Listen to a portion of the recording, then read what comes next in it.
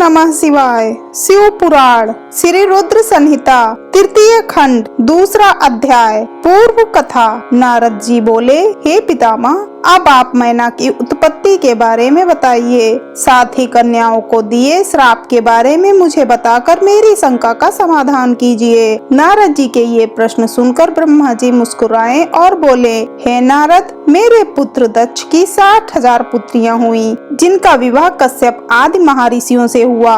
उनमें स्वधा नाम वाली कन्या का विवाह पितरों के साथ हुआ था। उनकी 3 पुत्रियां हुई। वे बड़ी सौभाग्यशाली और साक्षात धर्म की मूर्ति थीं। उनमें पहली कन्या का नाम मैना, दूसरी का धन्या और तीसरी का कलावती था। ये तीनों कन्याएं पितरों की मानस पुत्रियां थीं, अर्थात उनके मन में प्रकट हुई थीं। इन तीनों का जन्म माता की कोख से नहीं हुआ था। ये संपूर्ण जगत की वंदनीय हैं। इनके नामों का स्मरण और कीर्तन करके मनुष्य को सभी मनोवांछित फलों की प्राप्ति होती है। ये तीनों सारे जगत में मनुष्य एवं देवताओं से प्रेरित होती हैं। इनको लोक माताएं नाम से भी जाना जाता है। मुनीश्वर, एक बार मैना, धन्या और कलावती तीनों बहनें श्वेत द्वीप में विष्णु जी के दर्शन के लिए गईं। वहाँ बहुत से लोग एकत्रित हो गए थे। उस स्थान पर मेरे पुत्र सनकादिक भी आए हुए थे। सबने विष्णु जी की बहुत स्तुति की। सभी सनकादिक को देखकर उनके स्वागत के लिए खड़े हो गए, परंतु ये तीनों बहनें उनके स्वागत के लिए खड़ी नहीं हुई।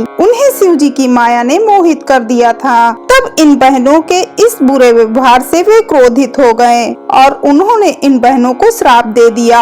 सनकादिक मुनि बोले कि तुम तीनों बहनों ने अभिमानवश खड़े होकर मेरा अभिवादन नहीं किया, इसीलिए तुम सदैव स्वर्ग से दूर हो जाओगी और मनुष्य के रूप में ही पृथ्वी पर रहोगी। तुम तीनों मनुष्यों की ही स्त्रियां बनोगी। तीनों साध्वी बहनों ने चकित होकर ऋषि का वचन सुना। तब अपनी भूल स्वीकार करके वे तीनों सिर झुकाकर सनकादिक मुनि के चरणों में गिर पड़ी और अनेकों प्रकार से स्तुति करने लगी। उन्होंने अनेकों प्रकार से क्षमा याचना की। तीनों कन्याएं मुनिवर को प्रसन्न करने हेतु उनकी प्रार्थना करने लगी। वे बोली कि हम मूर्ख हैं, जो हमने आपको प्रणाम नहीं किया।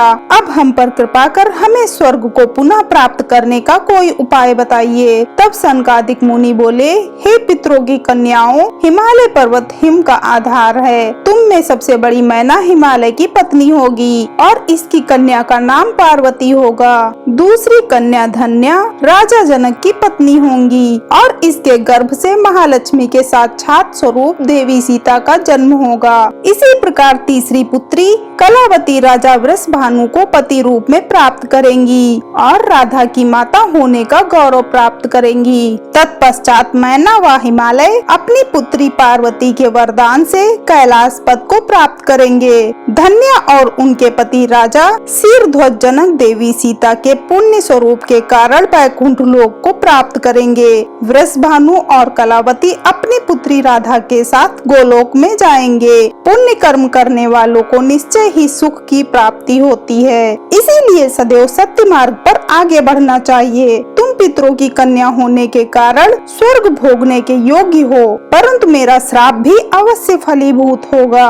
परंतु जब तुमने मुझसे क्षमा मांगी है, तो मैं तुम्हारे श्राप के असर को कुछ कम अवश्य कर दूंगा। धरती पर अवतीर्ण होने के पश्चात तुम साधारण मनुष्यों की भांति ही रहोगी, परंतु विवाह के पश्चात जब तुम्हें संतान की प्राप्ति हो जाएगी और तुम्हारी कन्याओं को यथा योग्य वर मिल जाएंगे और उनका विवाह हो जाएगा, अर्थात तुम अपनी सभी जिम्मेदारियों को पूर्ण कर लोगी, तब भगवान श्री हरि विष्णु के दर्शनों से तुम्हारा कल्याण हो जाएगा। मैना की पुत्री पार्वती कठिन तप के द्वारा शिव की प्राण वल्लभा बनेंगी। धन्या की पुत्री सीता दशरथ नंदन श्री रामचंद्र जी को पति रूप में प्राप्त करेंगी। कलावती की पुत्री राधा श्री कृष्ण के स्नेह में बंधकर उनकी प्रिया बनेंगी। यह कहकर मुनि सनकादिक वहाँ से अंतर्ध्यान हो गए। तत्पश्चात पितरों की तीनों कन्याएं श्राप से मुक्त होकर अपने धाम को चली गईं।